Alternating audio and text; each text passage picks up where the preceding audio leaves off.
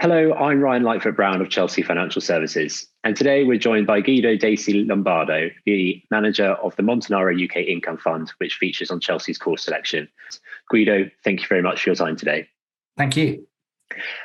Now, we know many of the UK's larger and more well-known companies cut their dividends last year. How did smaller companies hold up, and what's the outlook for their dividends this year?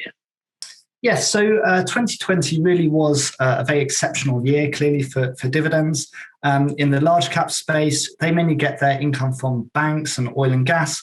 And these were badly affected because the oil price collapsed, which led Shell to cut their dividend for the first time since the Second World War.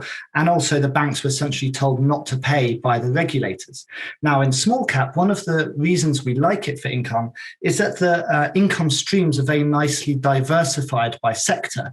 And so we think that it can blend nicely with the large cap fund. However, 2020 with COVID was so exceptional and the uncertainty was so high that small caps also significantly cut their dividends. And actually the Numis index cut by about 52% last year. Now looking to 2021, we see the economy picking up very strongly. That will lead to strong earnings recovery, which will also flow through into nice dividends. And if you think about our fund in particular, we stick to quality. And one of the factors we look for is balance sheet strength. And actually over 40% of our companies today are sitting on net cash. If you look back to last year, of the 31 names that cut the dividend in our fund, actually 25 of those had either net cash or had over 2 times dividend cover. So they really could have paid, but they were just being very prudent in light of the uncertainty. But that gives us confidence coming to this year with those cash piles that we should see dividends coming back strongly. In fact, the vast majority have already reinstated, and some have even paid specials to make up for the skipped ones. So we've done a sort of company by company bottom-up analysis, and our view is that in 2021, we're currently expecting our fund to see about a 60% growth in dividends in 2021. Oh, sounds very encouraging. Thank you for that. And I see that you bought Admiral and Greggs this year. Other than the sausage rolls, what do you like about them? Yes, well, taking Admiral first, they're a UK motor insurance business. Now, motor insurance is actually relatively low risk type of insurance for 2 reasons. Firstly, that each risk is relatively small, so each individual car accident is very nicely diversified. It's not like a big hurricane which could wipe you out in one go. And so also there's no long tail. It's not like asbestos, for example, where you've got a long tail of risk. So motor insurance is a good place to be, but the product is not that differentiated. So to really stand out, you need to have a very strong brand, you need to have good customer service, and you need scale. And Admiral has all of those 3 things. They've got a really strong brand, they've got very good reviews on Trustpilot, for example, and they're the largest player in town, which means that they can amortize their fixed costs over a larger revenue base. And you get this virtuous cycle where by being the scale player, you can offer attractive pricing that brings more customers in, gives you more scale, more attractive pricing, and so on. So they're taking share from the less profitable names in the industry, and we think they'll continue to do that. If you look at the industry overall, the industry overall has only been profitable in 6 out of the last 35 years. But actually, Admiral has basically been consistently profitable throughout, and they have managed to grow, as I've been talking about. And this has also allowed them to fund a very attractive dividend. So those are the reasons we like it: high quality brand, large scale player, and taking share. In terms of Greggs, everyone's favorite bakery, we also think they're high quality. Again, a very strong brand. They've got the fully integrated supply chain, which gives them some cost advantages, and also the actual cost to fit out their stores is relatively low, so they can grow in a relatively capital light manner. So their return on invested capital is very attractive, which is one of the things we look for in terms of quality. In terms of growth, they also have a lot of opportunities. They can roll out more stores.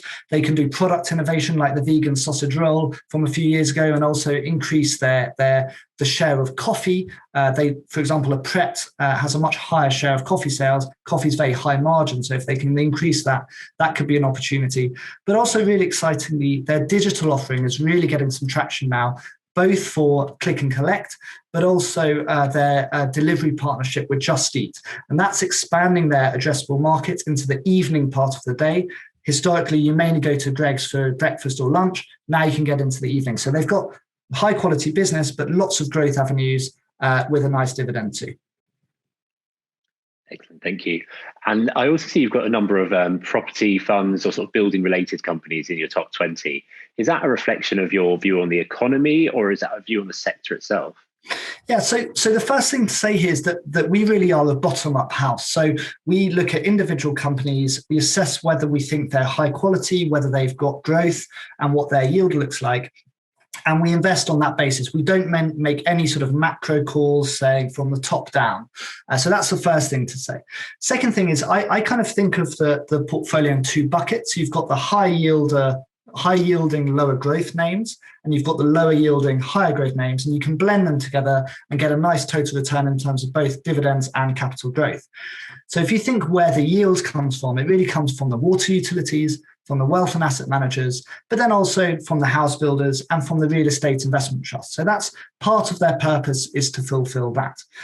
Talking about specific names, in terms of the house builders, we own Vistry and Taylor Wimpey. They're both seeing exceptional demand at the moment. In fact, Vistry came out recently and said that their sales intake at the moment is 20% above 2019 levels, showing the strong recovery. And they actually upgraded guidance for this year. And Marshalls is our number one holding. They're the leading provider of landscaping products in the UK. And they're also seeing very strong growth, both linked into the house building segment, as well as the residential market, where people are spending more time at home and wanting to redo their outdoor spaces to have a nicer space to spend time in. But they're also linked into the infrastructure market, so like the pedestrianisation of city centres, or infrastructure products like HS2. And we think that will drive strong growth in the coming years.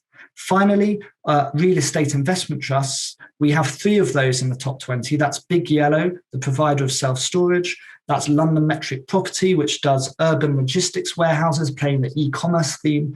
And finally, Primary Health Properties, which owns GP surgeries.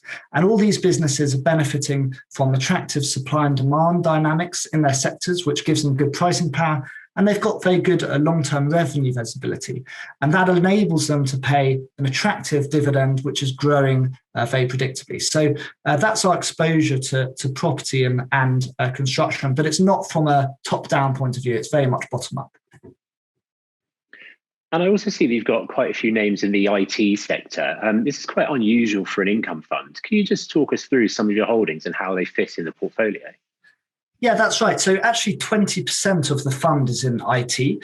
And we basically see this as that second bucket I was talking about earlier, the slightly lower yield but higher growth names, which should give you that nice capital return as well as a yield.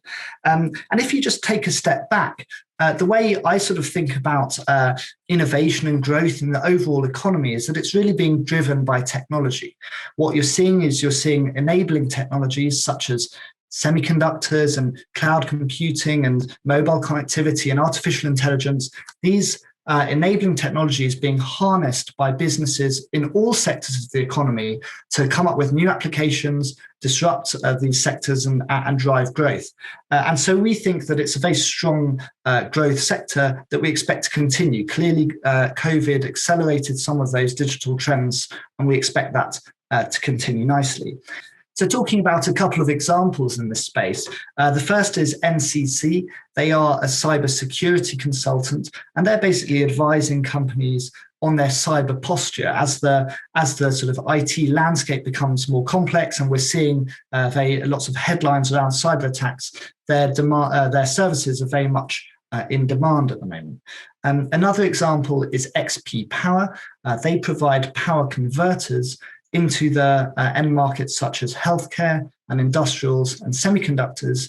And these are all growing strongly, especially the latter at the moment. And so they also have very strong long-term customer relationships, and their products are designed into the end products of their customers. So they get this really nice revenue visibility. And finally, in terms of digitalisation, We have FDM, which is helping digitization within the financial space. And then we have KNOS, which is helping the UK government primarily to digitize services, citizen government interactions. So, for example, if you want to renew your passport or apply for a driving license, you can now do that online, and that was designed by KNOS. So just to summarize then, we like IT for income because not only do you get that great growth with the structural growth drivers I talked about, but also these tend to be capital-light businesses, very cash generative, so they have the ability to pay dividends and growing dividends. Well, Guido, as expected, that's been really interesting. Thank you very much for your time today. No problem. Thank you for having me. And if you'd like to know more about the Montanaro UK Income Fund, please visit our website, chelseafs.co.uk. And for more from our video series, please don't forget to like and subscribe below.